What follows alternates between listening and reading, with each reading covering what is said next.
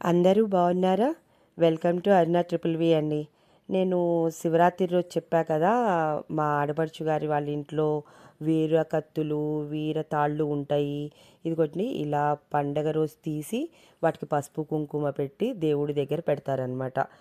వీర కత్తులు, ఇదిగోండి వీర తాడు, ఇది ఒక తాటాకుతో చేసిన బాక్స్ ఉంటుంది, దాంట్లో ఆ తాడు ఉంటుందన్నమాట. ఇవన్నీ ఒక బాక్స్లో ఉంచి అంటు ముట్టు లేని చోట దాచిపెడతారు. ఈ పండగ రోజు తీస్తారనమాట. ఇదిగోండి మా ఆడపడుచు, ఆ బాబాయ్. మీకు పండగ రోజు ఎందుకని చెప్పలేదు. ఆ, బాబాయ్ పిన్ని కోవిడ్ టైంలో ఇదైపోయారు. సో వాళ్ళు వాళ్ళకి కూడా ఇలా బట్టలు అవన్నీ తీసుకుని ఈ శివరాత్రి రోజు పెద్దలకి వాళ్ళందరికీ పెడతారనమాట. అక్కడ ఉన్నది మా పిన్ని బాబాయ్, మా పిన్ని వాళ్ళ ఆడపడుచు, వాళ్ళ అత్తగారు మామగారు అనమాట ఆ ఫోటోలు. వాళ్ళకి బట్టలు అవన్నీ. ఇదిగోండి మా ప్రియ వాళ్ళ తమ్ముడు, మా కోడలు వాళ్ళ తమ్ముడు. 18 ఏళ్ళుగా ఈ ప్రభబండి కట్టడం అనేది ఆగిపోయిందండి వీళ్ళ ఇంట్లో. ఎప్పటి నుంచో ఉండేదన్నమాట. అంటే ఎప్పటి నుంచో ఉన్న ఆనవాయితీ. ఇప్పుడు 18 ఏళ్ళుగా రెండో అబ్బాయి పెళ్ళైనప్పుడు అప్పటి నుంచి ఏదో కారణాలతో ఆగిపోయింది. అందుకోసం ఇంకా లాస్ట్ ఇయర్ మళ్ళీ ఇలా అన్నీ నెగిటివ్స్ జరుగుతున్నాయని స్టార్ట్ చేశారు. ఇదిగోండి మా రెండో ఆడపడుచు.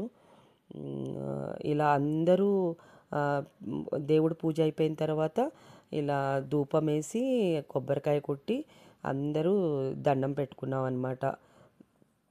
మూడో ఆడపడుచు అనమాట. ముగ్గురు ఆడపడుచులు, ఒక ఆడపడుచు అలా అయ్యారు కదా, ఇద్దరు అనమాట. ఇంకా తర్వాత మా ప్రియ, మా ఫణి, తన్వి ఇలా ధూపం వేసి ఆ, కొబ్బరికాయ కొట్టారు. ఇంకా తన్వి చూడండి ఎలా పట్టుకుంటుంది, ఏదో పెద్దవాళ్ళు తెలిసినట్టే అలా పట్టుకుంటుంది. ఇంకా ఇంకా మా ఆడపడుచు వాళ్ళు ఇద్దరు మా పెద్ద ఆడపడుచుని తలుచుకుని ఏడుస్తుంటే ఇంకా ఎలా ఓదారుస్తుంది చూడండి. సేమ్ మా ఆడపడుచు చనిపోయిన తర్వాత కదా తన్వి పుట్టింది. ఇంకా మా ఆడపడిచే అని అంటూ ఉంటారు తన్విని చూసి. అది చూడండి పెద్దవాళ్ళు ఓదార్చినట్టు ఓదారుస్తుంది అనమాట. ఇలా నిమ్మకాయలు సాయంత్రం ప్రభబండి కడతారనమాట. ఈ నిమ్మకాయలు ఈ ప్రసాదం అది కూడా పెద్దవాళ్ళకని చేస్తామన్నమాట. నేనే చేశాను ఈరోజు ప్రసాదం. ఇంకా తర్వాత 4 o'clockకి మార్నింగ్ అంతా అది జరుగుతుంది. 4 o'clockకి మళ్ళీ దీపం పెట్టి అందరము రెడీ అయి ఉంటే 4కి మళ్ళీ మేళంతో వస్తారనమాట. అంటే ఎప్పటి నుంచో పటేల్గా చేసేవారు, పట్వారీలుగా చేసేవాళ్ళు. ఫస్ట్ మన ఇంటి ఇక్కడ మా ఆడపడుచు గారింటి దగ్గర నుంచే ప్రభబండి మేళంతో స్టార్ట్ అయ్యేదన్నమాట.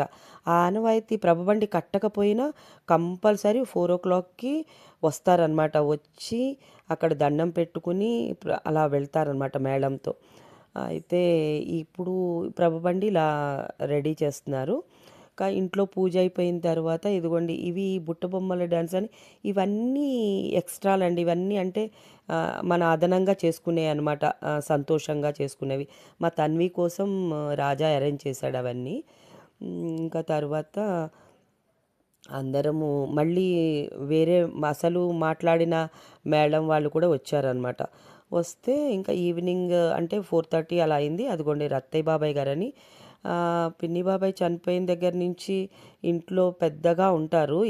ఏదున్నా ముందుండి జరిపిస్తారనమాట. ఆయనకి పూనకం వచ్చింది. ఇంకా అందరూ పసుపు నీళ్ళు చల్లి నిమ్మకాయ నోట్లో పెడితే కొంచెం తగ్గిందనమాట.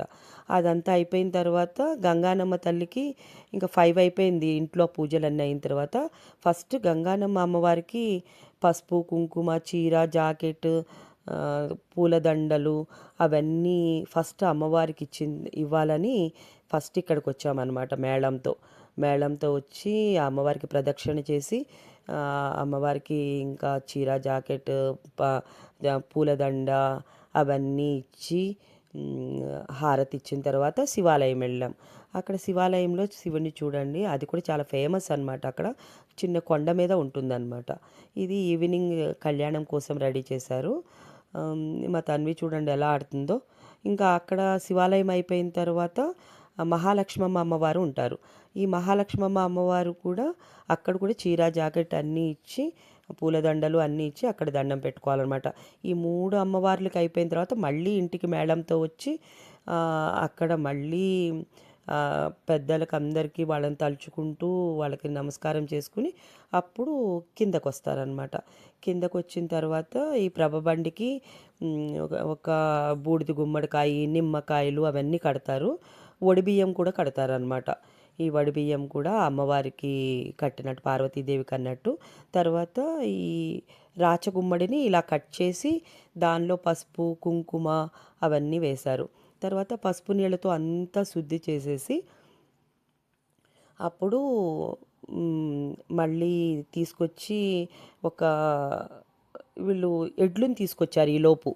అక్కడంతా శుద్ధి చేసేలోపు, అవన్నీ రెడీ చేసేలోపు ఎడ్లుని మేళంతో వెళ్ళి తీసుకొచ్చారండి. అసలు ఇంత కూడా బెదరకుండా వాటికి కూడా అలవాటు ఉన్నట్టే చక్కగా పసుపు బొట్టు పెట్టింది మా ప్రియ వచ్చి. ఫస్ట్ ఆడపడుచు పెట్టాలి అని దానికి పసుపు బొట్టు పెట్టి తను కొబ్బరికాయ కొట్టిన తర్వాత అప్పుడు మళ్ళీ ఇట్లా నిండు కుండ అన్నం, ఒక 5 కిలోల బియ్యం అన్నమును అక్కడ పెట్టి చల్లారిన అన్నంని మళ్ళీ పప్పుతో ఇలా ప్రమిదలాగా చేసి, కందిపప్పు అనమాట, దానిలో 2 ప్యాకెట్లు ఆవు నెయ్యి పోసారండి. ఆవు నెయ్యి పోసి అది అఖండ దీపం పెట్టే ఒత్తి ఉంటుంది కదా, అది పెట్టి ఉంచారు. ఉంచిన తర్వాత ఇంకా పసుపు కుంకుమ అన్నం మీద అంతా పసుపు కుంకుమతో చేశారు. అలా మన నందీశ్వరులు అలా చూస్తున్నారనమాట. స్వామికి జరిగే పూజను చూస్తున్నట్టు ఉంది కదా నందీశ్వరులు. తర్వాత మళ్ళీ పసుపు నీళ్ళతో వారపోసారు. వారపోసిన తర్వాత ఇది ఉంది కదా, రాచగుమ్మడి మీద కర్పూరం పెట్టింది, రాజా దిష్టి తీయాలన్నమాట. అంత మొత్తము రైట్కి 3 టైమ్స్, లెఫ్ట్కి 3 టైమ్స్ తిప్పి కొట్టాలన్నమాట.